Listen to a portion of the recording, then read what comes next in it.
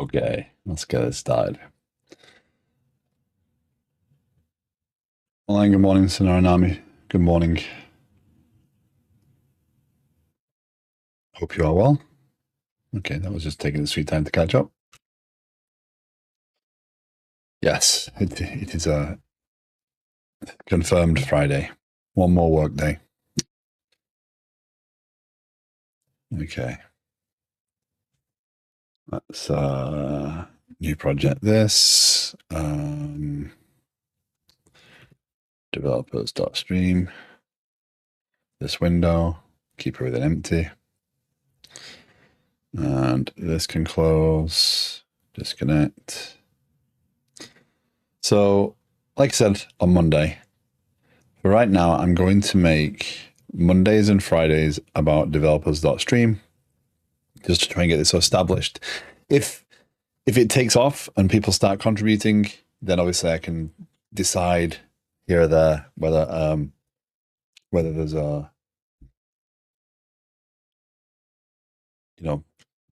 time's better spent on developers.stream. Maybe the occasional, oh, we need to fix some bugs, or we need to review some PRs. But I'll make Mondays and Fridays about developers.stream primarily. Not to say we can't talk about Liquid Sky, we can't talk about the platform. That is going. Don't want to curse myself, but going pretty well at the moment. I'm feeling really productive on the direction that's heading in. So, yesterday I got the view permissions configured and I got a basic set. So then the next step is to just make sure the API accepts them so I can build out the UI components on that side. So we're getting there, right? I would expect this weekend I would be able to manage getting a lot of that stuff written. So going into next week, a lot of permission stuff is in place, and again, the project moves further forward. So that being said, though, developers.stream is something I do want to build. I do want to provide a tool, if I can, to help promote and support other developers. We're not all, the C# Fritz or Primagen or we're not all big dev streamers, right? So, discovery is part of the problem, and it's easy. You can go through the list on Twitch, but it's not real friendly. And it doesn't tell you whether you're going to be sat in a stream where someone's just silently tapping away, or whether you're going to be in an interactive stream where someone's just trying to get started on streaming. And I think a lot of people stop streaming because they sit there and no one interacts with them, because it is difficult, because when you start streaming you have to accept that no one's going to watch you. It is not easy to sit there, and even now, like, I can have streams where I'm sat here silently for 45-50 minutes, or maybe most of the stream, because maybe someone will say hello early on in the stream, but they're busy, they've got their own life, right? So, and it's difficult to even get off the ground. I've been doing this for over 5 years, so streaming to me is just I've got used to seeing faces, air quote faces there, and it's nice to have a group that that understand what I do, and I don't have to worry that they're going to switch off because they're bored of the content. They tell me is what I'm saying there. So we've established the community part, but not everyone has a community to start with, and it would be nice to support that. So through a website, through discovery, with the ability to log in and control the message that you promote to other people. Here's what I'm doing.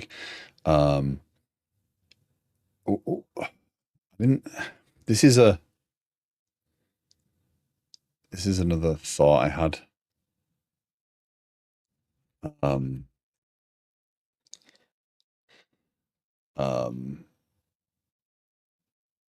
Maybe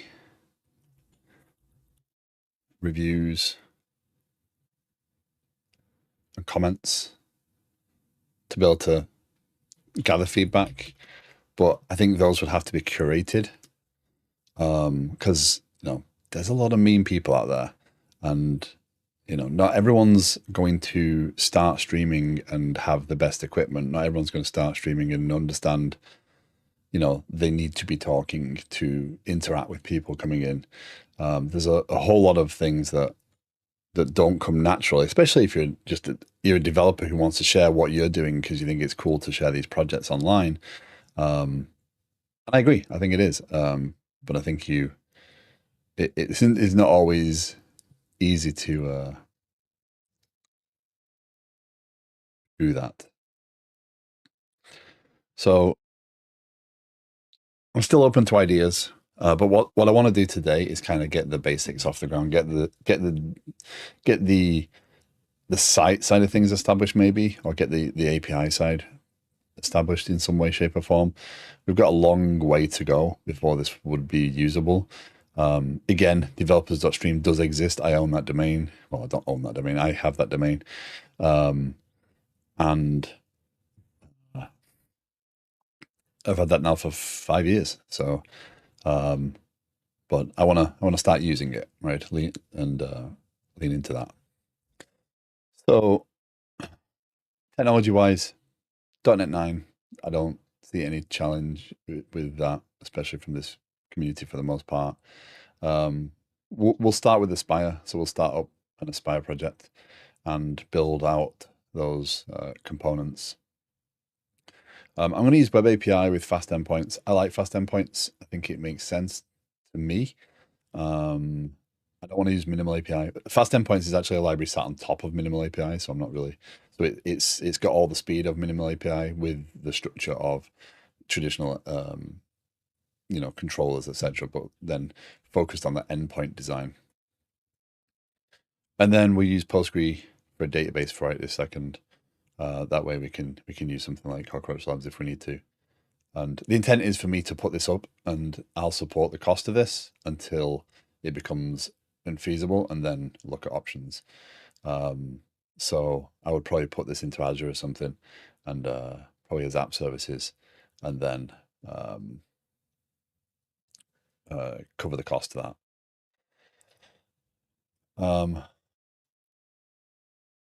So from UI, we'll go with Blazor. I think as much as I think that's an opportunity for me to learn as well. So, even if Findle or OneLine or someone else picks up the Blazor side on their stream and kind of shows, oh, by the way, here's why you're doing it wrong. At least then we have an opportunity to learn and grow and use the technology that is being taken up. So I think Blazor is probably where we want to head with that one. Messing with Angular and React, etc., I think will be, considering we're using a .NET stack, I think it will actually make it harder for people to pick up rather than easier. With Liquid Sky, I do like the Spark concept, and I'm more comfortable with that. But again, even that's not to say I couldn't build a Blazor app eventually. So there we go. So the API would support the ability for your stream to, if you have a bot running, to be able to query, to say, hey, is this person a streamer? Do they have some blurb already? And then you can use their blurb on your stream, so you don't have to worry about describing them, because they can use their own words. Flag, I've put that in there as kind of this streamer is coming to your stream, they're not very friendly or whatever. The ability to potentially say, let's just mark these as maybe review them. And then that's something I hope that I don't have to develop, but it is something that I we're not all the friendliest people in the world, right? Some people like to be a little bit more toxic than others.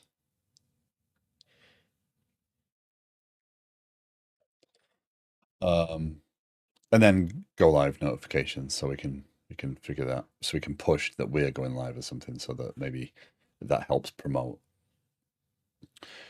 Um,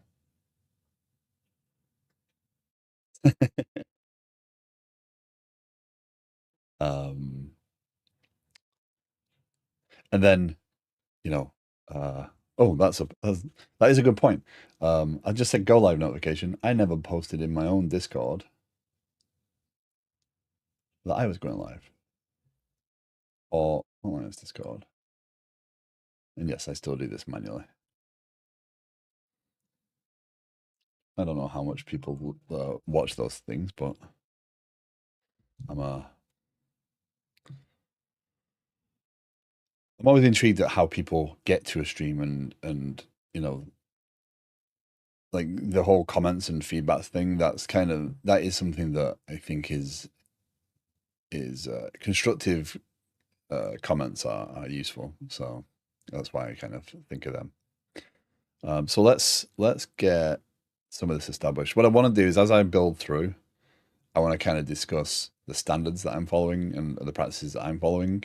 Um, because I'm making this an open source project, because this is going into the TBD friends group, um, there's discussion to be had there, and I think it is important that I don't just dictate everything. Um, it will happen that way. Having done this in other projects in the past, the reality is I'm going to drive a lot of this. I realize that. What I want to do is keep repeating the fact that I want to make it welcoming. I want to make sure that people can pick it up and run with it if they want to. They can build it.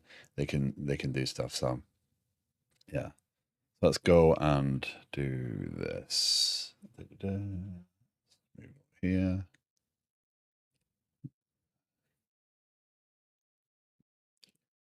Come on.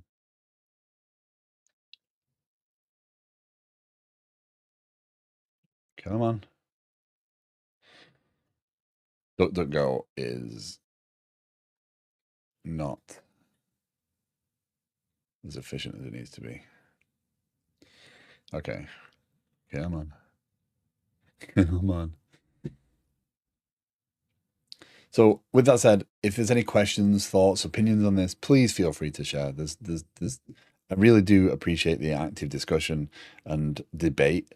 You know, just because I'm picking this doesn't mean that we can't talk about other options or what you consider a downside, etc. I want to discuss things because I think that through discussion, through even I said it last night to Mojo. How did I term it? I termed it as um, arguments are okay if they're productive in the end and you can leave them behind. Arguments are a byproduct of getting your understanding aligned. Um,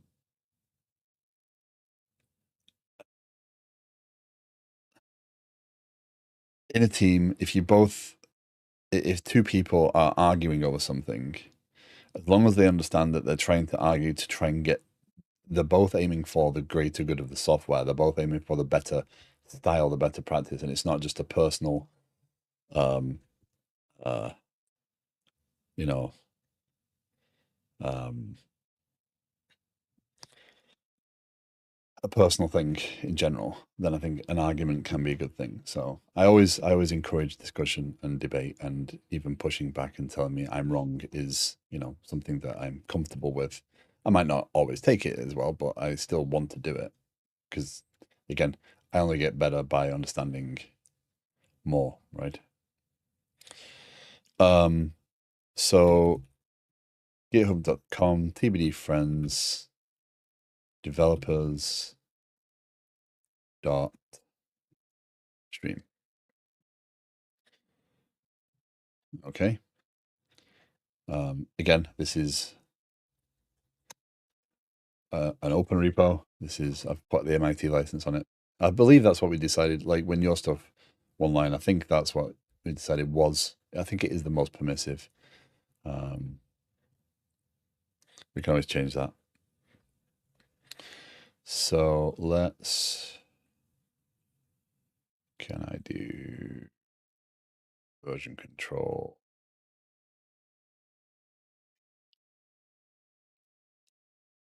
Will it let me do that?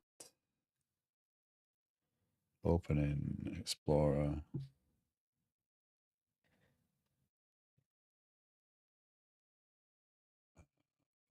Terminal. Why is it taking long again? Ugh. Git checkout. Yeah, git clone, sorry. Git at github.com. TBD friends. Developers.stream.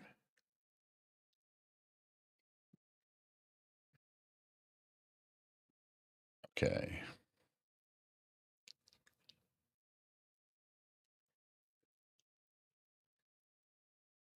Okay. Dev projects stream developers.stream. Set folder.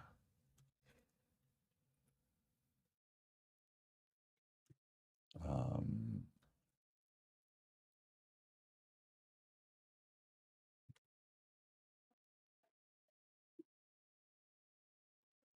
doesn't matter what we call the solution.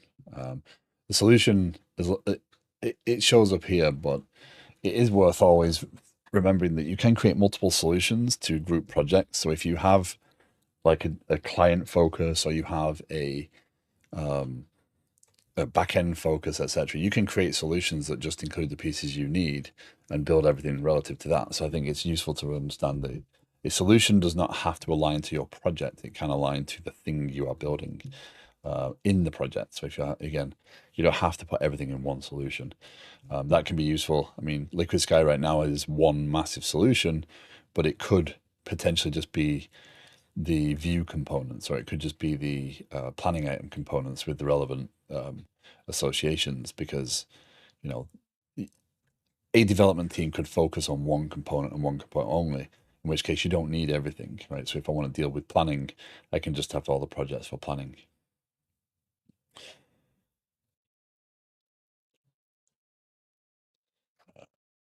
Liquid Sky down there, yeah.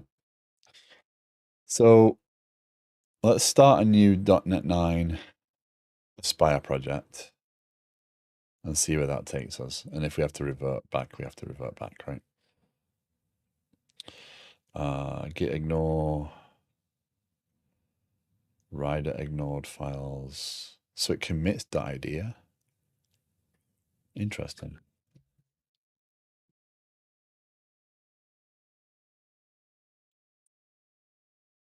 Didn't you say you haven't installed the SDK yet? I did say that, didn't I? I was about to find that out, wasn't I? Let's go and do uh, .NET.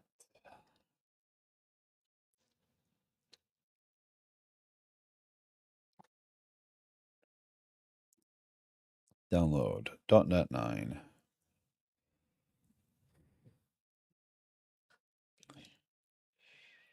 .NET 9.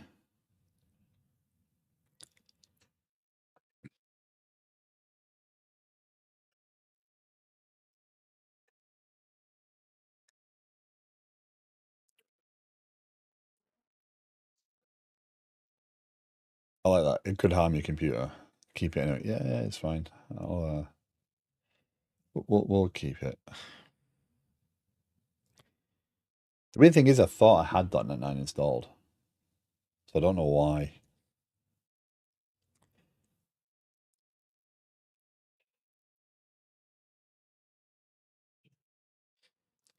How good is Rider? Will Rider require a restart?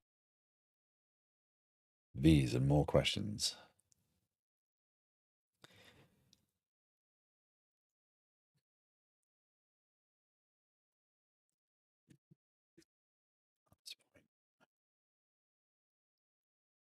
It's stolen.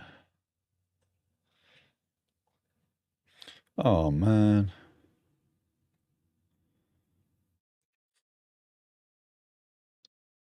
Community Day. And they've put all the meetings in that clump of time. Just had a horrible thought. I just agreed to a ton of meetings today. And I'm like, let me check when they are. 12, well, 2:30. Uh,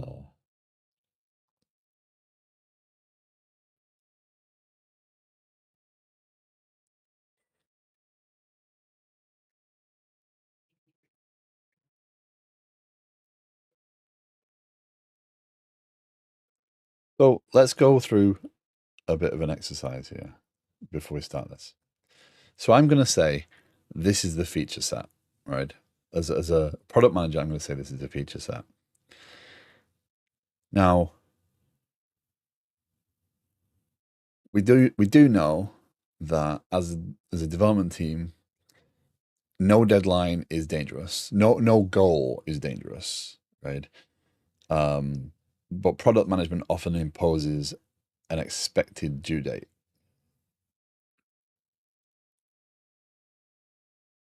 Bearing in mind, I'm going to work on this 4 hours a week, probably at most, because Liquid Sky has to take priority. So let's say 4 hours a week.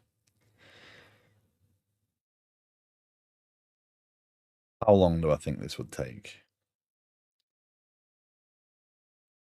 I think by June, this would be done, even at that speed. I'm not going to write that down, by the way. I'm just going to throw that out there. Um, but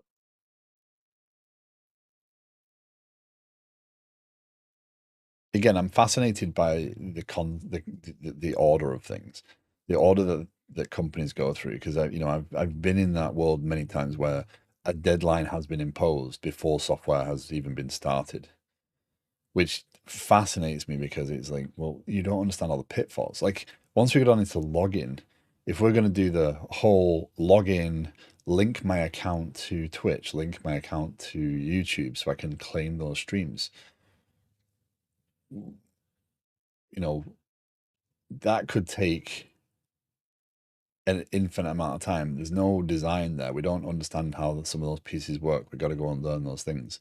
But then someone imposes this deadline.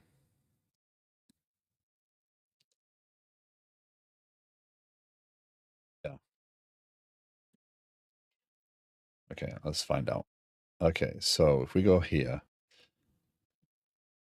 yay, it would. Installed on Aspire.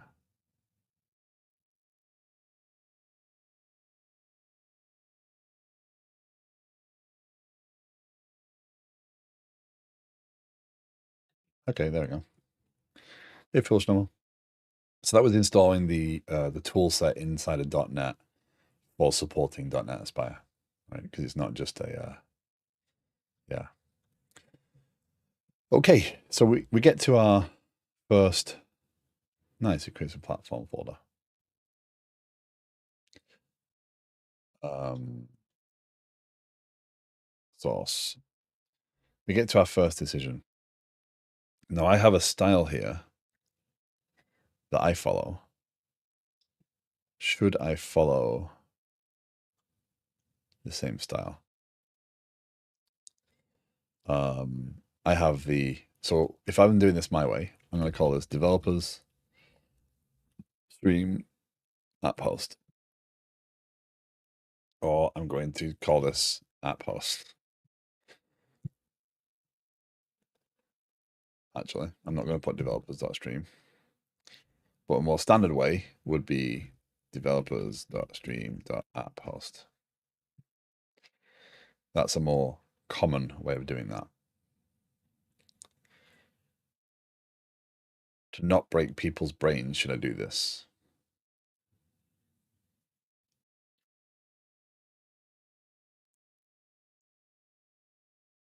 Genuinely asking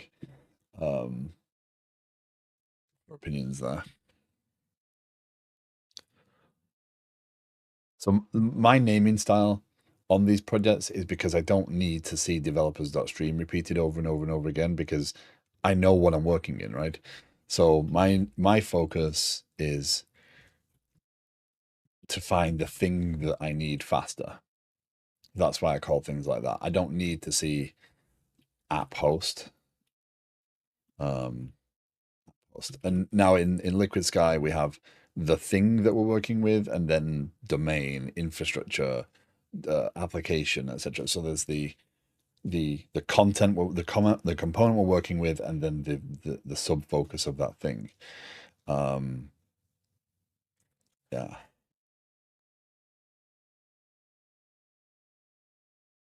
So do I do that because that's how most people would build .NET projects? How do I go with the name that I normally choose? Pros and cons.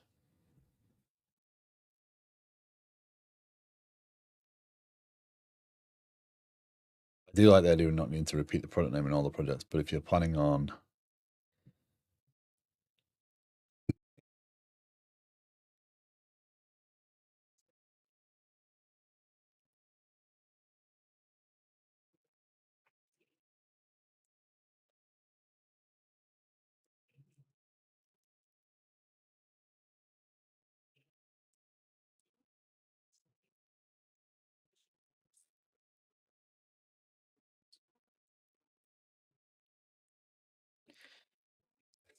open sourcing and getting contributions from existing .NET developers, it might be a good idea to use .NET naming conventions.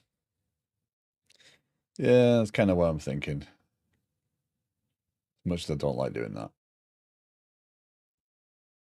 But it will be that developers.stream.app host.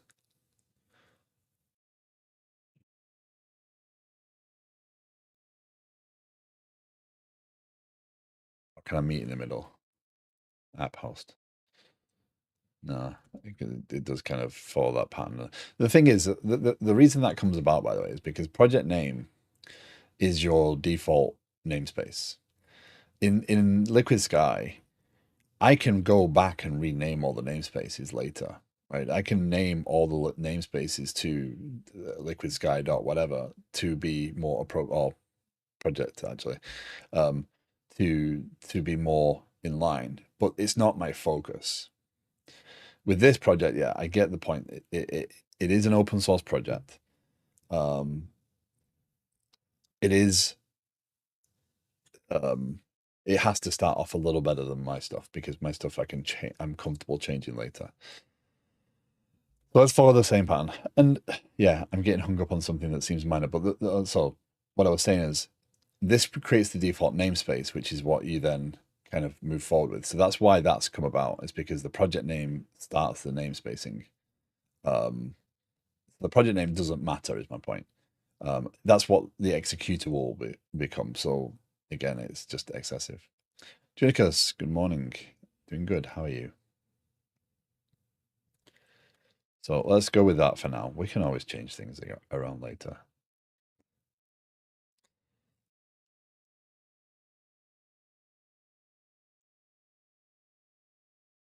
I need to worry there. Has errors. Let's restart Rider. So we're back on developers.stream today. So again, I'm going to make Mondays and Fridays about developers.stream for a little while. Not to say we can't talk about Liquid Sky. Liquid Sky is still available. I still have it up and I'm still doing the permission stuff, but I want to get developers.stream up and running finally. You know, it's the 5-year project, right? So, and yeah, if anyone is in with thoughts or opinions on this, please feel free to share. Oh, come on, Ryder, don't do this to me now. There you go.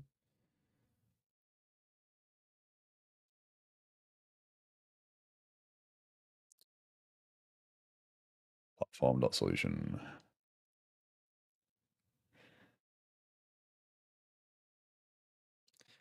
Okay. That should work now. So Ryder kind of worked. There you go. I post. Oh, come on. There you go. So I guess we need a website project, right? That's probably the best thing to build straight away. New project. And this is going to be a Blazor web app. Source. And this is going to be developers.stream.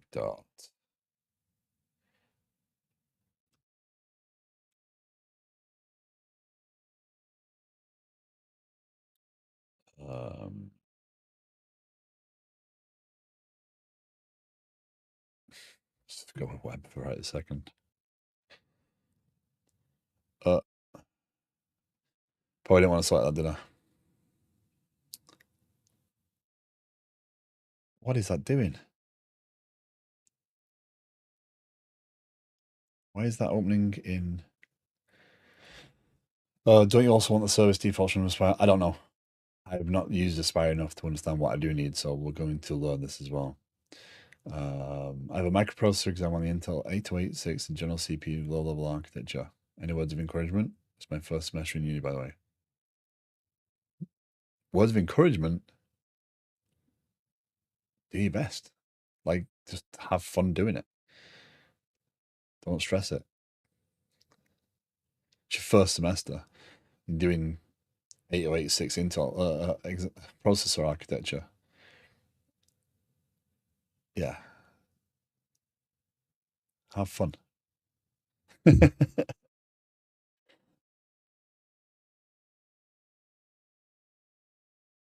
That worries me that is doing that.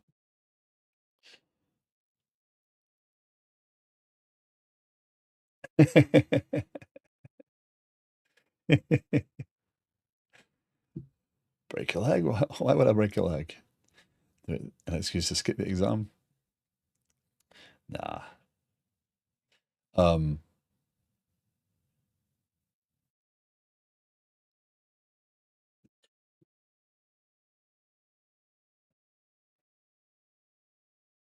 I think that's it. I think that's a downside to the path I followed. Is I would have loved to understand a little bit more about how some of those things work. Like I still to this day would love to learn more about using assembler. To build something with assembler, I think would be quite an achievement, but it's I have limited time to do stuff, and I really want to build tools more than I want to do that. But I think that would still be fascinating. It'd be good to be able to dedicate some time though to understanding some of those things, just from a pure education perspective. I'm going to delete this.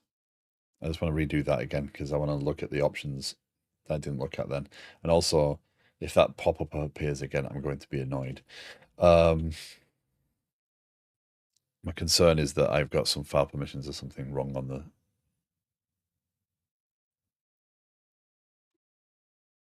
Oh, I did create a folder, didn't it?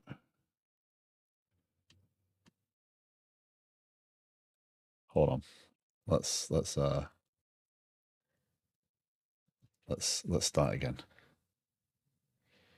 Remove from recent projects.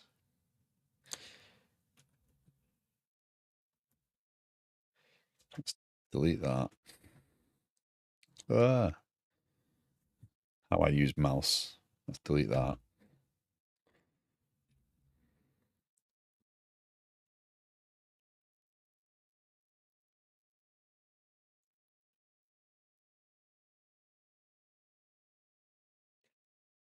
Uh, delete that. Fun fact, Rollercoaster Tycoon was made entirely in assembly so it could handle hundreds, if not thousands, of visitors to your park back in the 90s with only some high-level C-line file management according to the dev. Well, yeah, Tycoon and Transport Tycoon were both fascinating games. Rollercoaster Tycoon especially.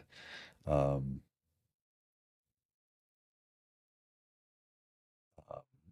I did. It's actually assembler that got me into development in the first place. Um, Tinkering with some assembly language stuff, in college to turn on some lights, and I was like, "Oh, this is fascinating. I want to do more of this," and then never did more of this. So yeah, yeah. Chris Taylor, developer of Transport Tycoon, um, I believe. Yeah, the IP system is foundation for the company I worked with originally in the late 70s in 8086 assembler. It's still used. Yeah, it still does the job it needs to do, right? Let's do a new project. Let's do Aspire. Let's do source. And again, developers.stream.apphost. So app host is a thing that you don't need if you are. So app host is like the dashboard and stuff, if I understand it correctly, and the thing that kind of unites things and starts them all up at the same time. So app host is the thing you don't need when you deploy the applications. Advanced settings, don't need that. Nothing clever there. Create that. Okay, that's looking healthier. I want to be a master at reading x86 assembly for research purposes.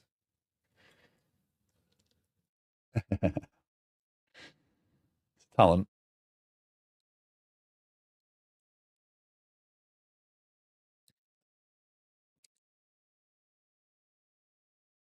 Like I've never needed to write high performance C sharp code, like super high performance C sharp code. Um, I downloaded the SDK.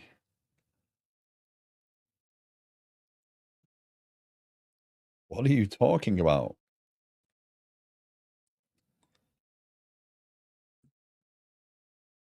Not where I wanted to head today.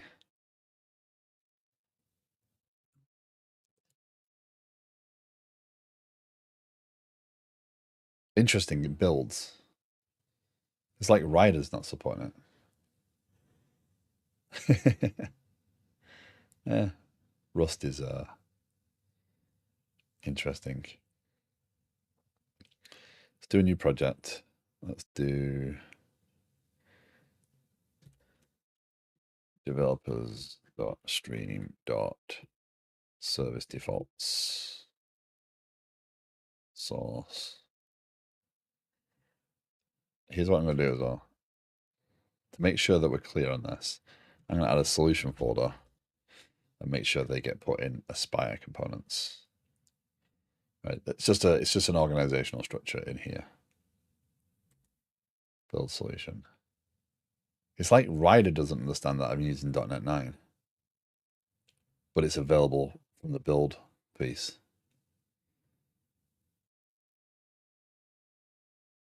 New project, web. Don't get me wrong, Rust looks cool from a distance, memory safety, speed, portability, but I've never seen someone use it for a really big project yet. Um,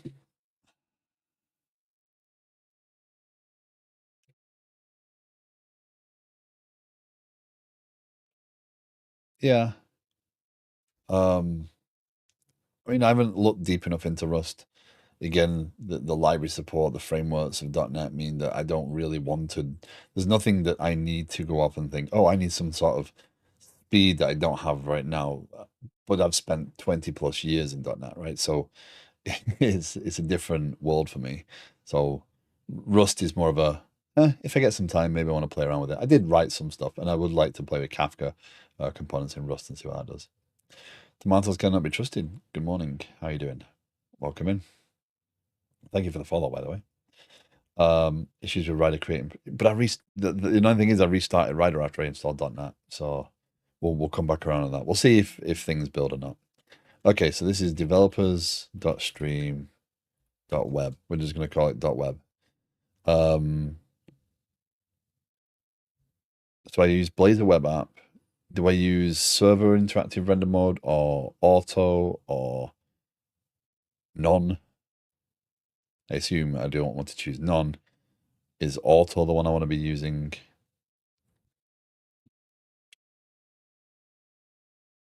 Choose which interactive render mode to use for interactive components. Yes, thank you. Helpful. Interactivity location per page component or global. Choose which components will have interactive rendering enabled. Don't include sample pages.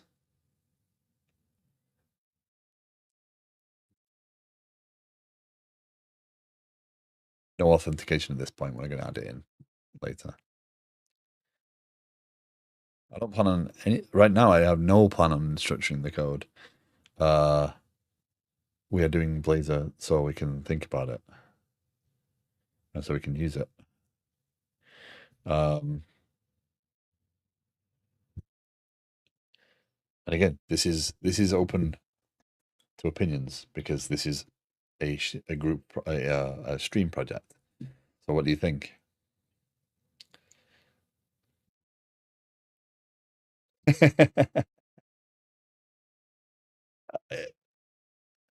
I mean, for right now, if you just let me know what do you think I should go with here as options, we can always discuss them later. Okay, let's go with auto. I'm not going to include sample pages. I probably should include sample pages for my benefit, and I can always delete them later. Okay, let's go with that. Okay. Server is the one that runs with Signal. WebAssembly is the one that is more client side. Auto has a happy medium where it renders the first time in the server and then it happens on the client side. Okay.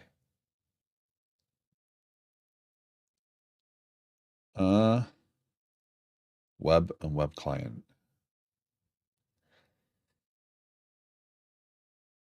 Oh, that's driving me crazy. What are you doing? Closed solution. Open solution.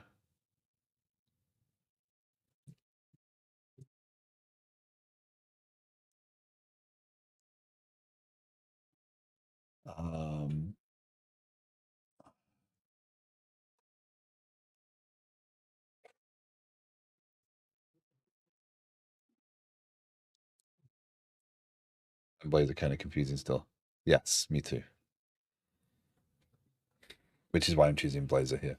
Mainly because other .NET developers, if they're interested in contributing to this project, Blazor is a good choice. From a learning perspective, I get to be opinionated, but people can fight with me. I mean, debate. Let's make sure that there is no business logic in the components and that you consider threads, since when it runs on the server, it can run as multi-threaded versus running in WASM only as one thread. Well, what I'm hoping to do is naturally find those problems and then use them as a learning exercise for more than just me and share that information, right? That's kind of why I want to do it this way.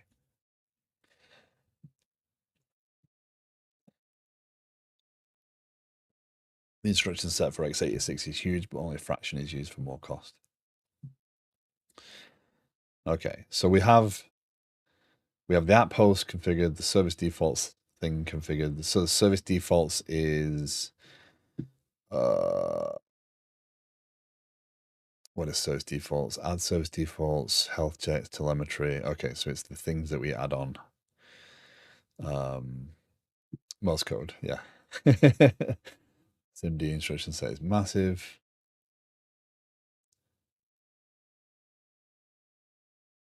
Yeah. So in here, this is the fun part. And by fun, I mean, so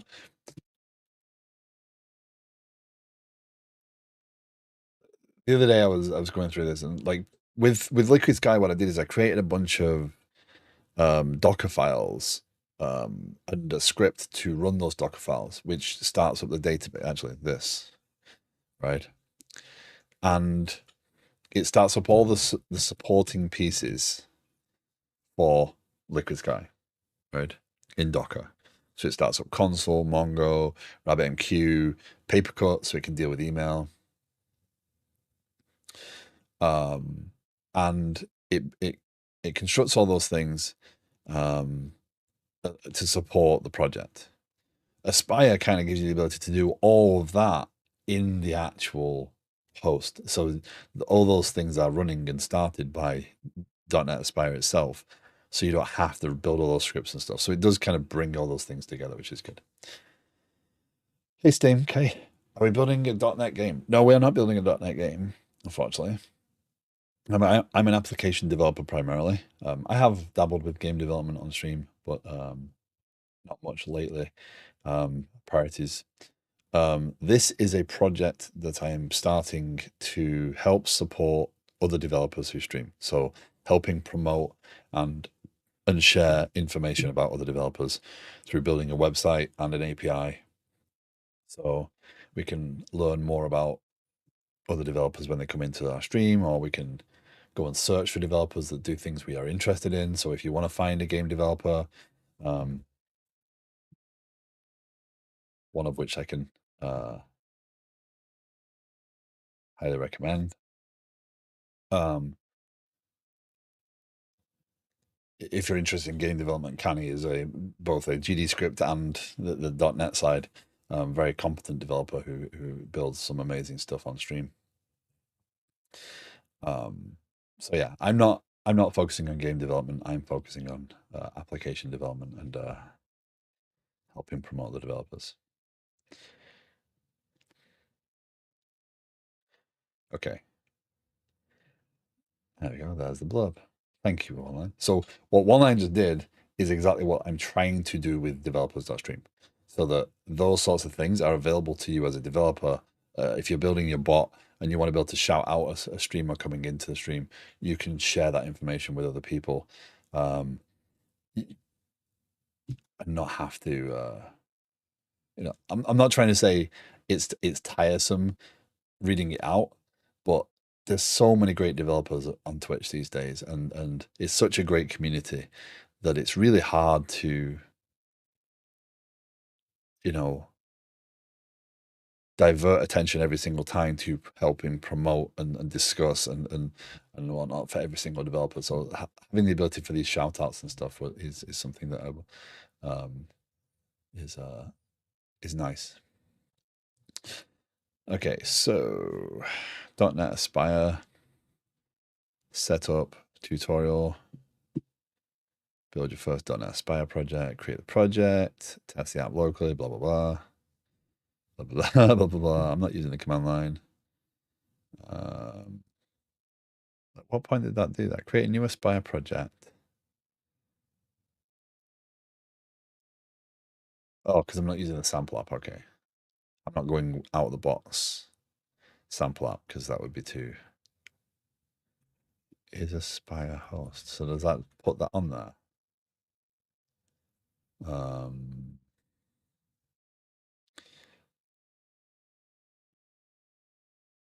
Okay, it does, yeah.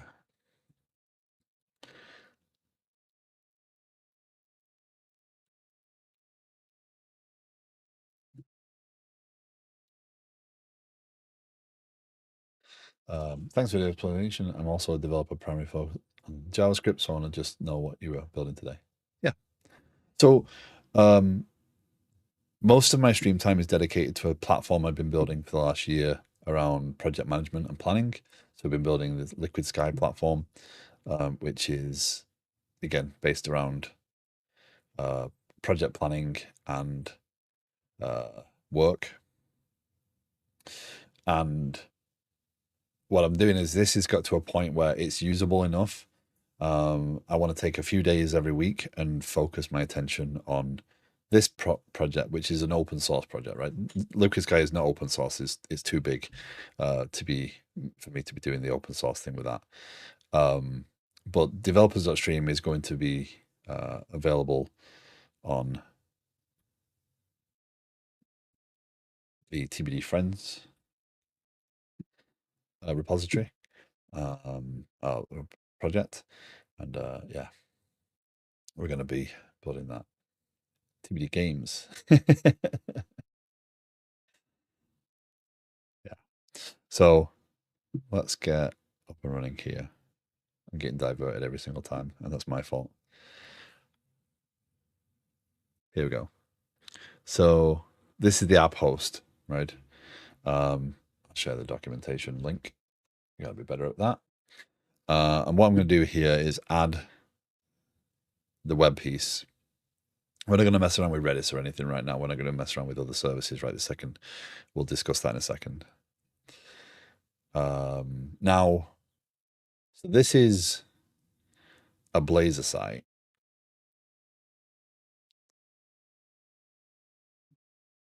I have a page here. Okay, so this allows me to pick. Oh, wow, that's weird. Does that reference client then? Yes. So I assume I start web and it will pull client through. And then it does. If I want something to be built on the client, I build it in client. If I want something to be built on the server, I build it in the web. And it will combine the two into its own world, so I know which piece I'm in. That's the pattern we're going with, is it?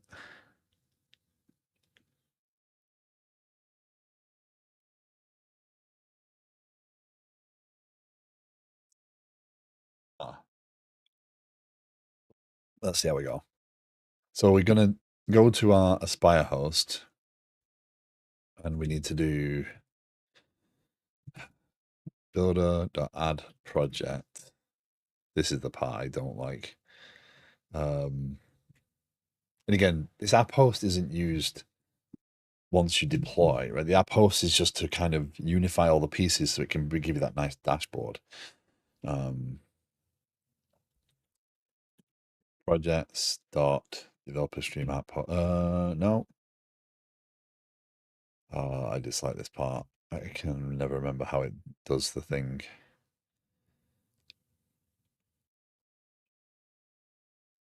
Yeah. And is it just referencing it?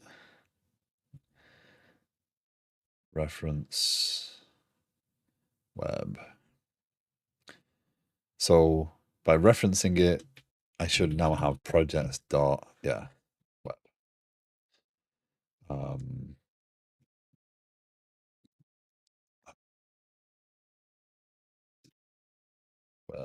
Front.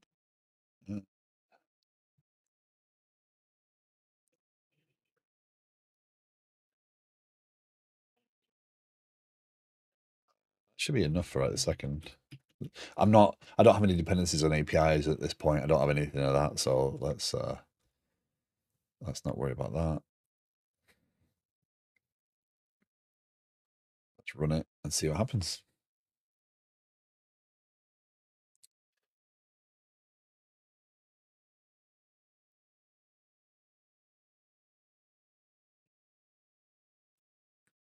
Name.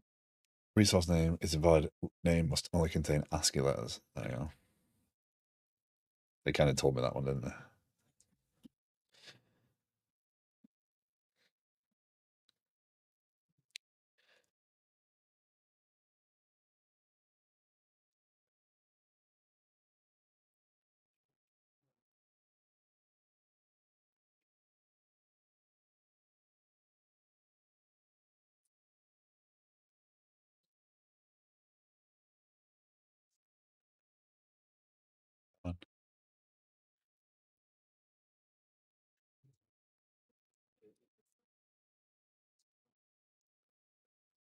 Again, this project, developers.stream, is an open source project. The aim is to share this with other people. I've not used Aspire properly before. I have not used Blazor in a long time now. I'm open to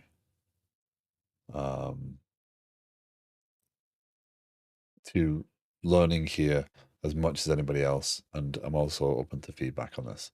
So that starts the web front end. What was the point there, Tunicus?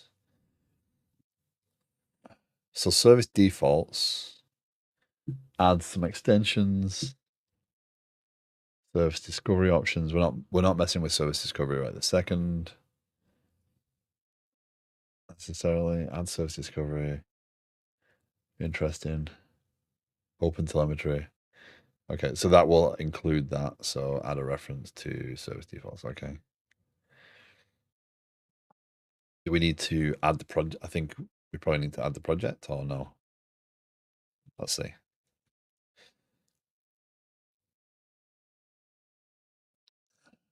Let's see what happens.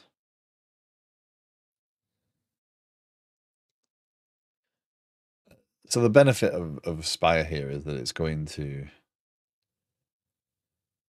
um, yeah, let's see. This is it's going to give you a more out of the box solution for some of the things that you're going to generally need in an application. Things that I haven't got in Liquid Sky, right? Yeah, it doesn't add that by default, so that's sad. It creates an extension method, right? Builder.add. Is it not? Add service defaults. Yeah.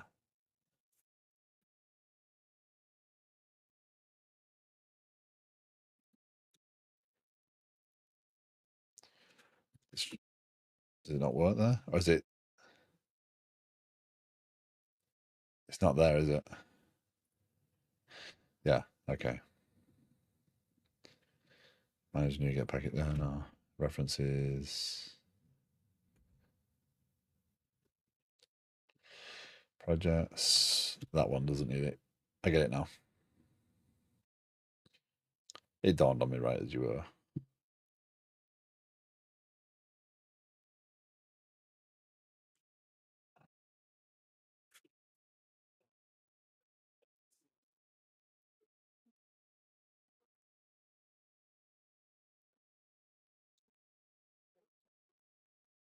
Oh, hold on. Hold on. That's interesting.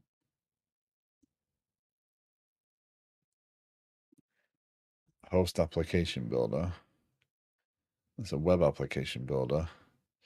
We do builder dot service defaults.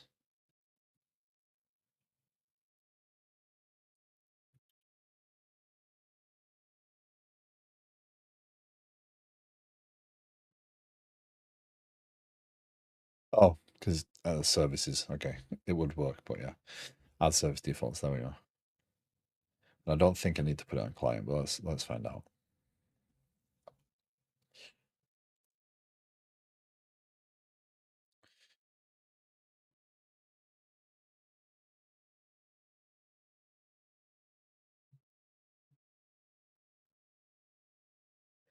Yeah, so things like open telemetry and stuff, I haven't even put in Liquid Sky yet. Mainly because I genuinely believe that that is a strategy. Ming Phoenix, thank you very much for the follow. Welcome in. I think it is very much a strategy that I want to develop. Um, I want to plan how I'm going to use some of those things. So you should be able to open that and have a website up and running, he says.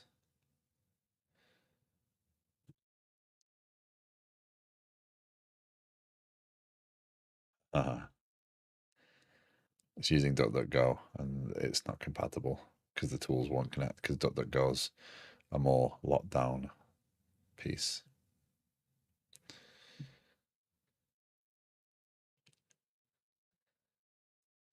So let's not even mess with that one, right? Let's start this again. Let's go with edit configurations.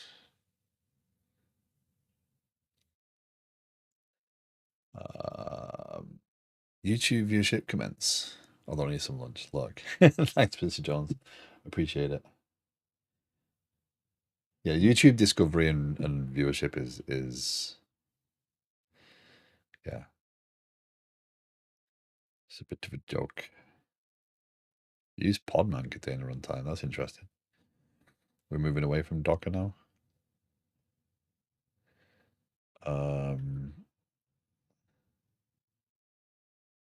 Do I have Firefox installed?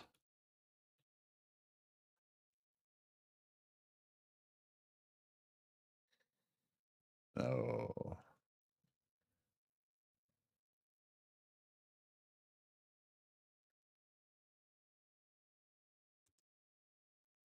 Let's see. Wonder if you need both projects. Like one is backend, the other is web server for serving a client.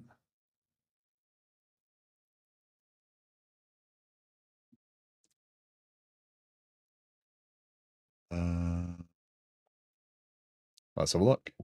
That's why we're doing this, right? Um, Blazor web app with Spire.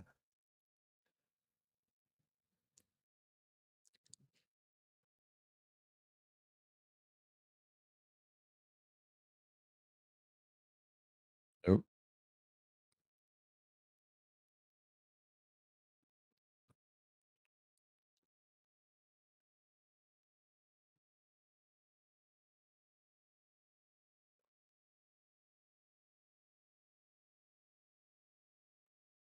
App also defaults. New project. That just creates a web project though.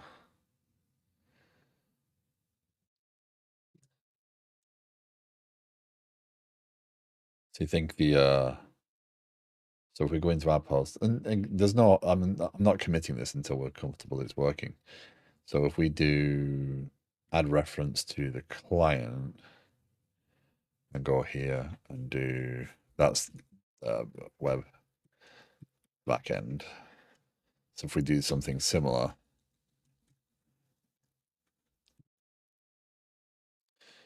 let's have a look. Should also start in Chrome now. So as always, if you are new to the stream, if you have questions, thoughts, opinions on what I'm doing, if you see something I'm doing badly wrong, please feel free to jump in. There's no harm in oh,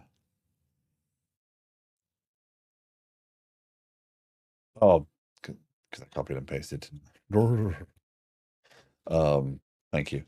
There's no harm in jumping in. There's no harm in discussion. This is an open source project, so um, appreciate the lot in Phoenix.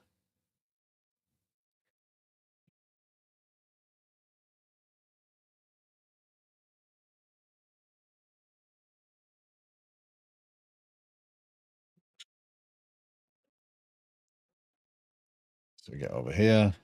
There's our projects. Yeah, see, it doesn't.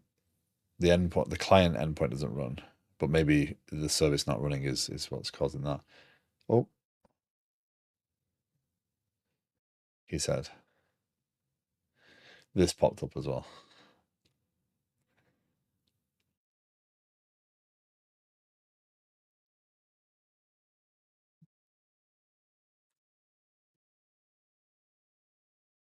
Ah, finished.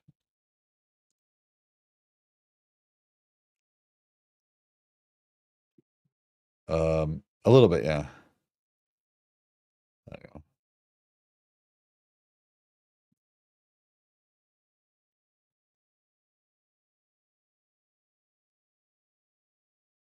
go. We don't need to run client though, do we?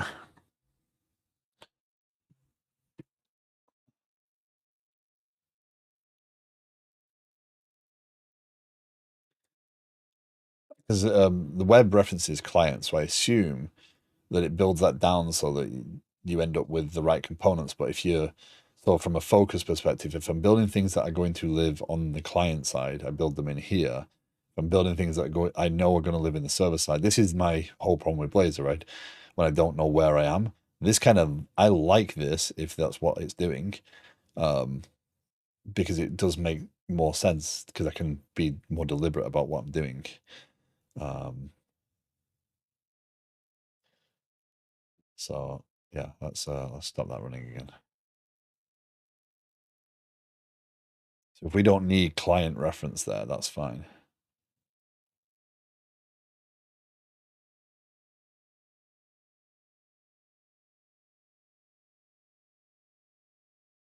I feel like you recently did this and I just wasn't able to pay attention at the time you did it. When you were building the open source part of the library.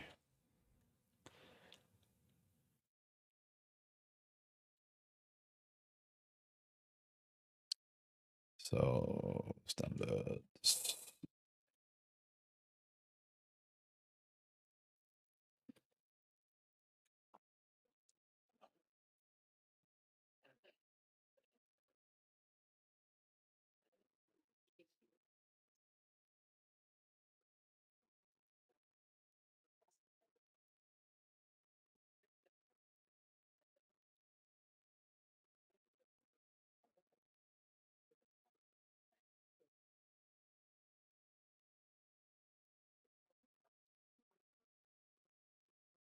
Yeah, as mentioned, hard to type out responses in chat. There were already about 4 things to respond to. No worries. No worries. Yeah, please. It's um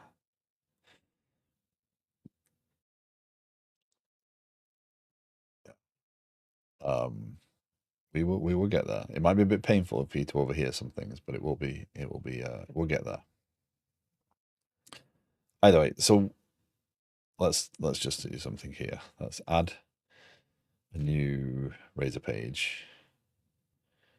Why does I really wish that it gave context.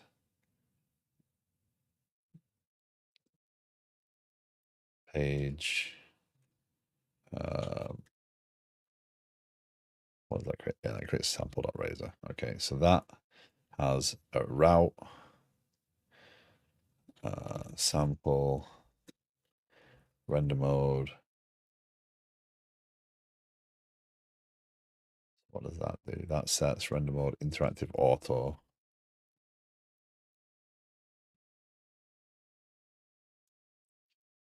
Now that uses current count, on click, increment count. So it's tracking all that in code in here. Oh, hello world. So what I'm going to do is I'm going to go over here. I'm going to remove this piece. Brief history. Maybe I'll be able to type it out. In the previous versions of the Blazor templates, when you selected Blazor Server app, you got one project that had all the UI and server-side logic, which I still split out to a component library and server-side services project, and a separate WASM with 2 options. We'll leave now. One of the stores died, server digested. I need to set up a new one. Going to take some more time. Maybe I can catch the end in the office. Junior, thank you very much for coming hanging out. Hope your day goes well. And yeah, see you again soon.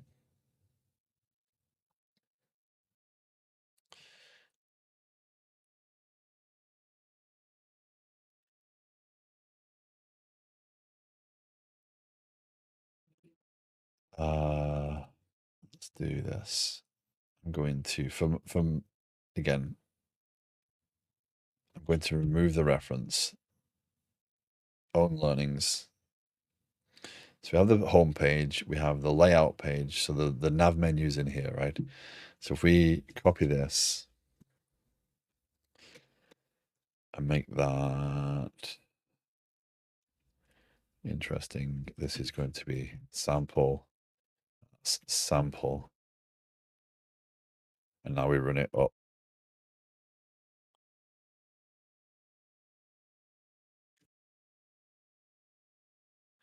So these pages do not have any interactive stuff, any mention of interactive. Attribute stream rendering. Interesting. What do you do?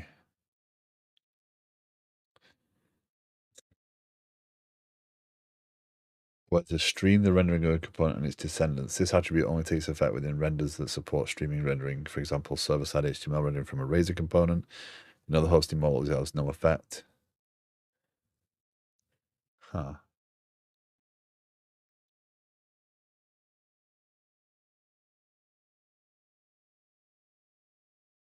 Okay, so if we go to sample, we see hello world. So just by virtue of including, well, we've got to change this so we don't want to start the project. We don't want to start that up immediately, right?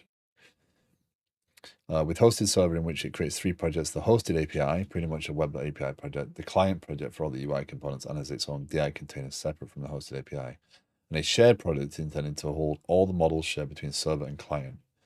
WASM only with one project, which is just UI code that ships to the browser. Yes, yes. And good morning, Mars. How you doing?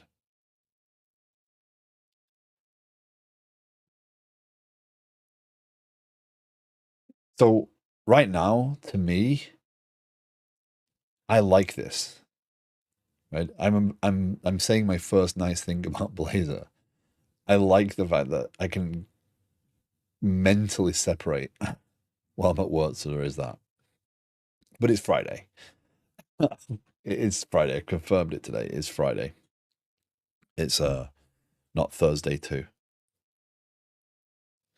Fun fact about that, by the way, my wife also thought it was Friday yesterday and said, "Have a great weekend" to one of her classes. So it seems like the both of us were just done with the week yesterday.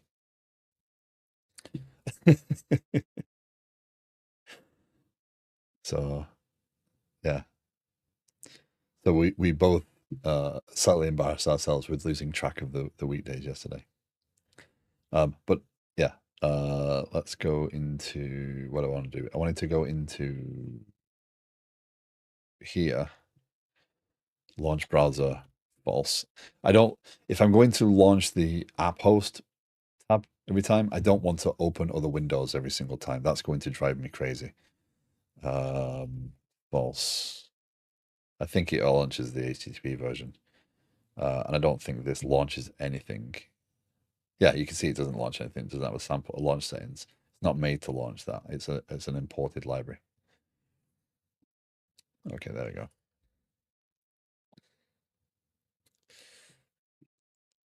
But yeah, I like that idea of splitting them out. Well, I realize you work at this time. I'm totally appreciative of whatever you provide, but do not feel any pressure to educate at this point. I can struggle and this can not go the right way, and that's a good learning opportunity. Why did you open again?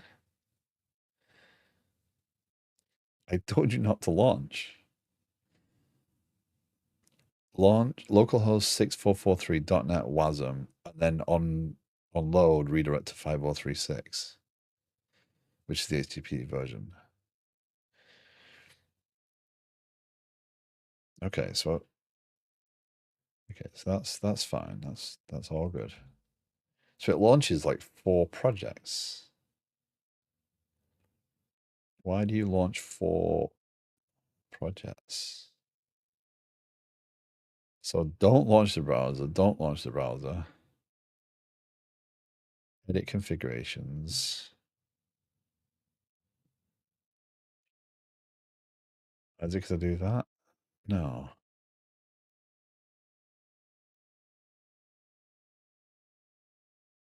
Web.client. Delete that. Delete that.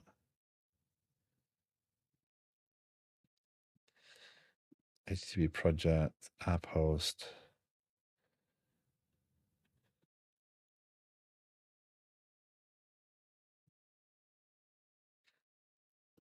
Let's see that again. So what I'm doing right this second is I'm just trying to configure Aspire and the basic website so that I can kind of get a handle on what we're building next. Also, I get to do the whole UI thing again.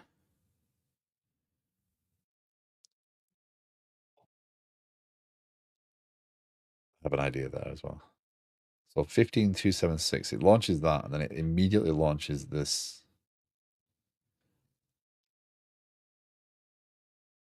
Is that Visual Studio? This is Rider. This is JetBrains Rider. This is my preferred IDE.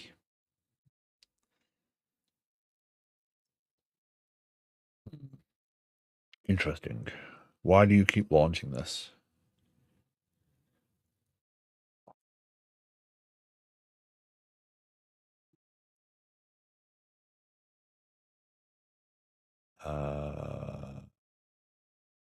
Traces.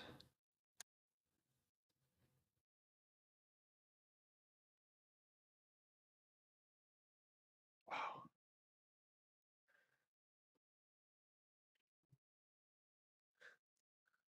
Some serious pauses in there.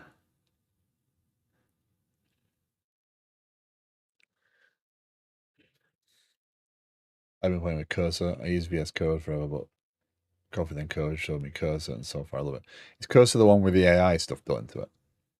Is that one?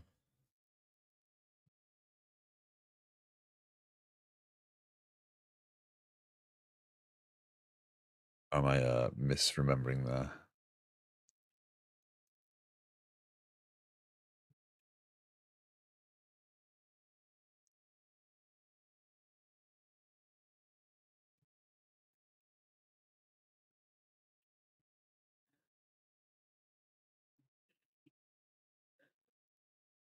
the console, the metrics. This is the open telemetry stuff kicking in, where you can see requests and stuff. So this out of the box is very useful, especially if you're building an application and you are trying to understand the usage and the monitor these things right out of the box. I can definitely see the benefit in doing it this way. But like Liquid Sky, I don't have any of this, and I need it. I like using the AI part for the mundane stuff. Yeah, yeah. Okay, we're not going to worry about auto launching things right this second. I'm not going to panic about that, but that is something that's going to bug me. No,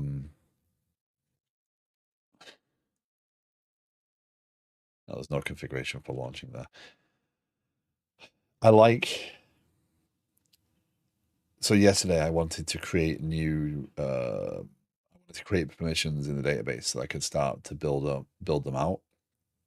And I had a chunk of code that had the values I wanted, and I pasted the code into a file and then typed out the select insert, and it gave me the prompt to create the query to insert them because it knew what I was trying to insert. That's where I find AI the most useful, like just understanding my context and being able to do something like that where I don't have to hand type out all the inserts. It did a good job. It understood I was meaning to do, oh, you mean list tickets? Oh, that's list tickets as a description. And it structured that properly so it knew to insert that with a new ID, etc. And that sort of stuff I like. That's where I find AI the most useful. But for .NET development, I like Rider. It's faster and smoother than Visual Studio for what I do, at least. And with the tools I have installed, I just find it a more productive workflow. But I was also a ReSharper user since 2004 or 2005, whenever like very early on.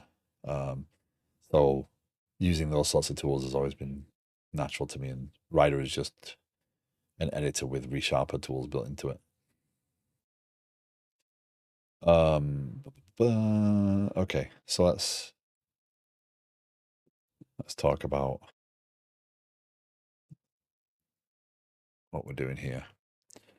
So the basic website here is actually not that complicated.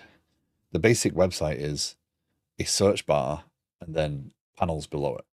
Right? There's nothing more complicated to it than that. The complicated part comes in everything else, like the login and all those sorts of things. But all I want to do right this second is make sure that this is good enough. So we probably want to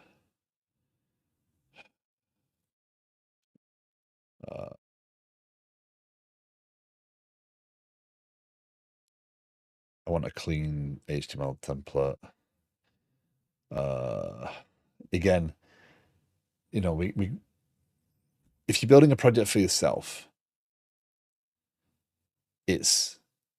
I can make all the decisions. I can make them, and I don't have to worry about anybody else's necessarily opinion because it's for me. If I'm building an open source project, I want to make it as engaging as possible, and I want to make it as simple to get into as possible. I don't want to overcomplicate with a bunch of extra technologies. Spire, I think, has a benefit in that you could check out the project and hit run. And even if we include things like databases and stuff, you don't have to mess around with, oh, I need to go and run this script and start this piece and do this. We can actually do some of that stuff as part of this.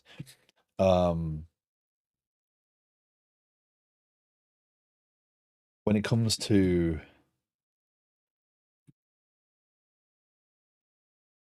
UI, I want to get rid of the standard layout, right? The main layout and the standard app layout page in here. Layout component base. Why did I just do that? That's not what I wanted to do. There is the default. So app.razor has all this. It's using Bootstrap Do we want to use Bootstrap? Do we want to use Tailwind? Do we want to use another library? Is Bootstrap good enough? Do we even want to use, do we just want to use like standard CSS? There's all these other things, and I think the goal is to keep it as clean as possible, as long as possible. Dark mode, light mode, these are all fun things to go into this, right? There are people way more talented at UI and stuff than I, but I want it to kind of look nice out the box.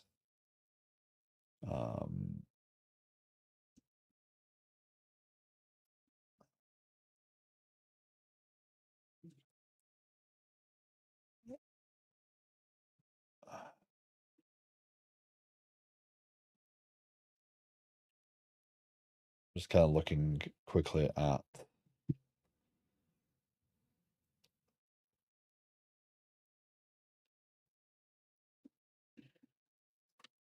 sample template things, and there's nothing that's, yeah, it's but ultimately what we're going to end up with, you drawing, I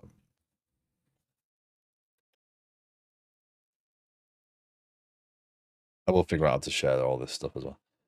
With the Blazor web app template, you still only get one project with Blazor server, but also with a static version, interactive render mode, none. WASM and auto both get two projects. The project that doesn't get suffix and the one that gets the .client suffix. The client project is the combination of the previous template's client and shared projects. That is, you put all your UI and shared models there. However, okay, so here's my vision.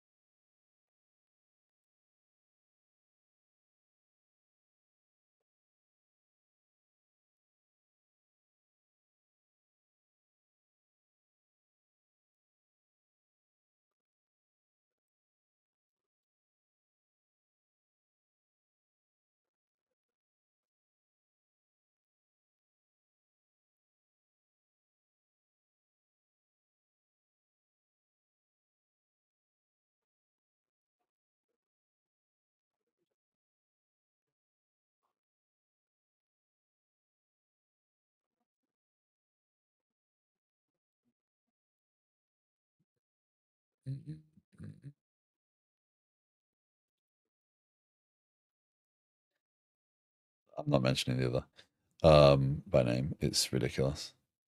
But you could have other platforms, right? So the idea is,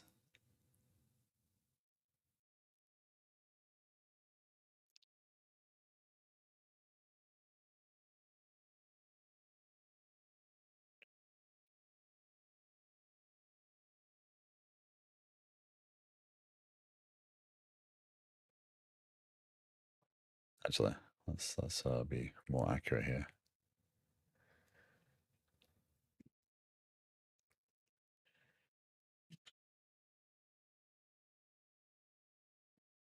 Oh.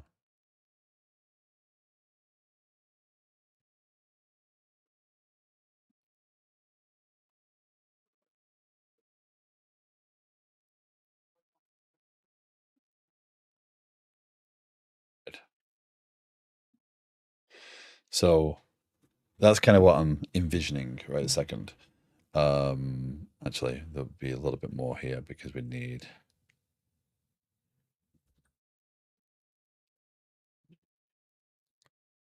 sort of banner up there. Sign in. Right.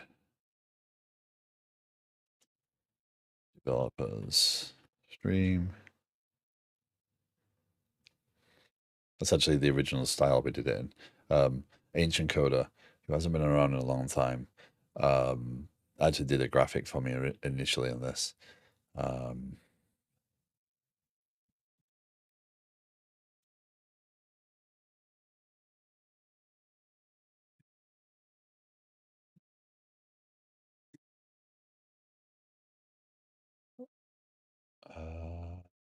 site.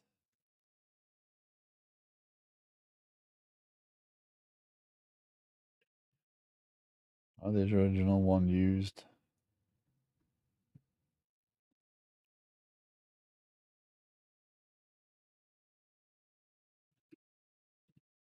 Yeah, Ancient Coder did that initially, which is cool.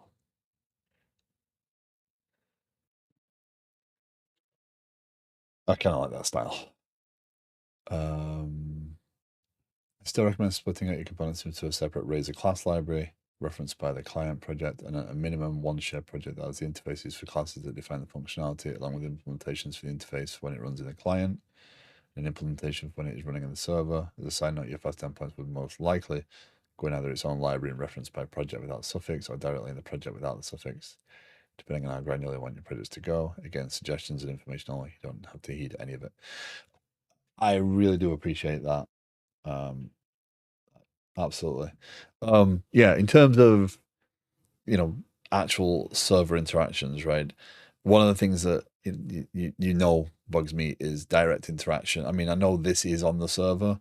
Direct interaction with database, direct interaction with things here does kind of feel unnatural. Um, Knowing that this is on the server, obviously that's like interaction with layouts and stuff, but do I want API calls in here? Do I want API as a separate thing? Building the API as a separate thing means that you do have the option of changing this out later, right? Back end for front end thing, right?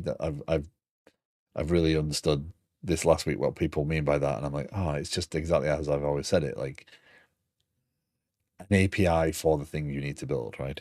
Um, but building an API to support this and then being able to swap that out is possible. So we can get into that design a little bit more.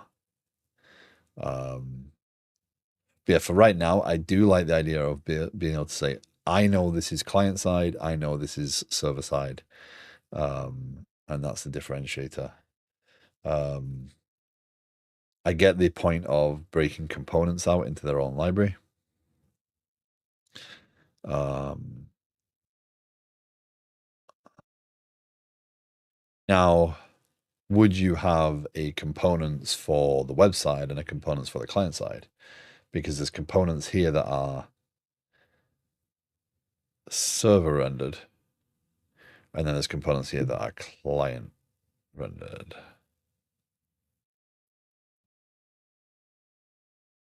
Okay.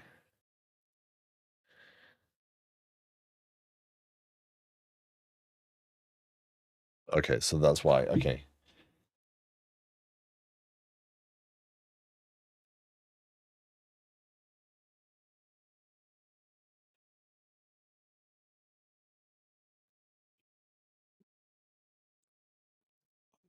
Okay.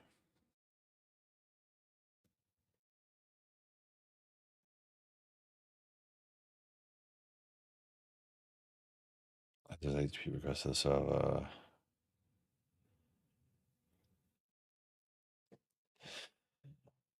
Gotcha. So you abstract the interaction and then you can produce an HTTP a client, an API client version of the same. So if I have um, streamer data provider, I can produce one that interacts with the database to get the streamer data, and I can produce one that interacts with the API to get the streamer data. The API can still use the internal same code, but then when it runs on the client, it will use the API, and when it runs on the server, it would use the. But they both be streamer provider, they're streamer data provider.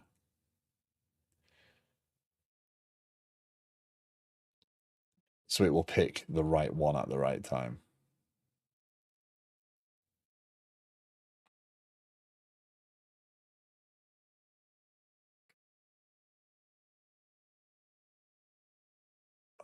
I see the flexibility.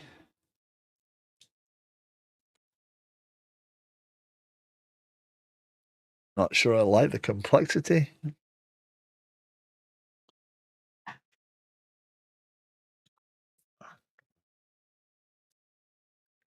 From an advanced perspective, I get it. But oof, okay. We will stumble and fall on that many times over the coming months, without a doubt. There's times where I'm gonna. How would you write client calls in an Angular app versus the API side?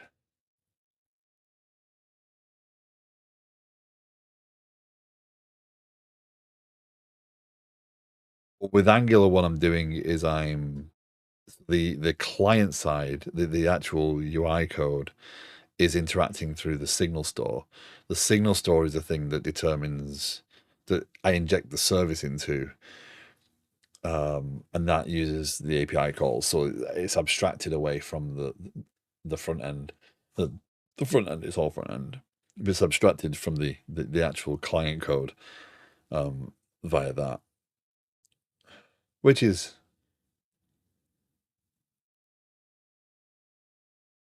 yes, yeah.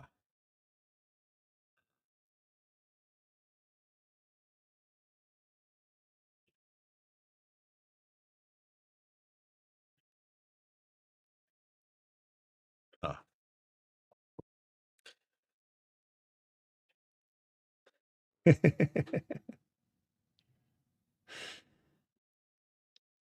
So the HTML, the markup, the component itself is going to interact with a signal store to get its data. The signal store in its method call we've injected the service, and that makes the call to get the data. So it'll use its own cache, it'll use its own store data. So how you provide the data to the store does not matter. So the client is only ever using the data in the store, not in the server. Uh, the server call could actually happen asynchronously. Um,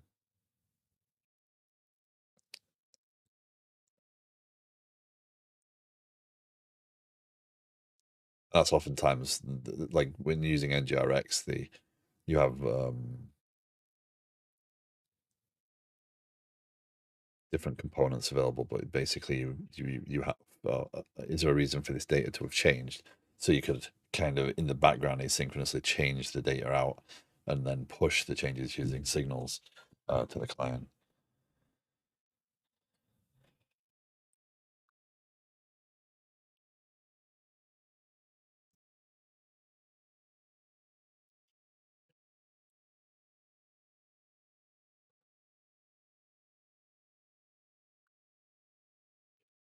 So, since you won't be available during community day, if you do want to see what this looks like a little closer, to show you the during normal stream times, either today after community day on Monday.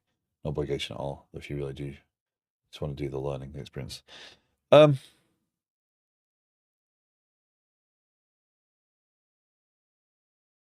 yes. Get push, get paid. Nice name. Welcome in. Thank you for the follow. Um, yes. It's the answer there. Let me see what the day looks like. Sorry, I'm just trying to find something. My wife has just pinged me to ask a question. I'm trying to find something real quick. Um,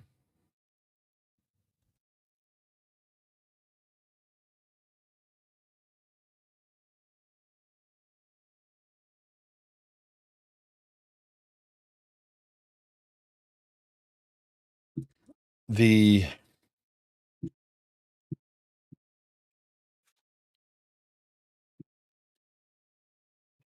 yeah, over time, like doing is the way I'm going to get the most out of this, and understanding when someone says no, you're doing it wrong. This is the right way to do it. The structure. Um,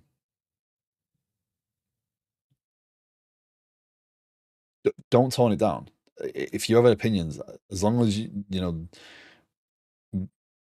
discussing those opinions is going to help me think about how I consider it and how I build it out, and hopefully that will encourage other conversation. The, there's the right way, and again, there's the thing that we've got to find with the balance here is if people are going to contribute to developers.stream, what is our workflow? How do we work together? How does it move along? It's going to evolve. If people want to contribute, if people don't want to contribute, then it's going to be my project. And it's going to look a lot like the way I think of things, and I'm going to pick up the things that make sense. I do get the idea of breaking out the components as separate libraries. I definitely see that. No debate over that stuff. Some of it's going to settle in, right? So let's get this committed in its first form. Whoa, on version files, 1,500 files.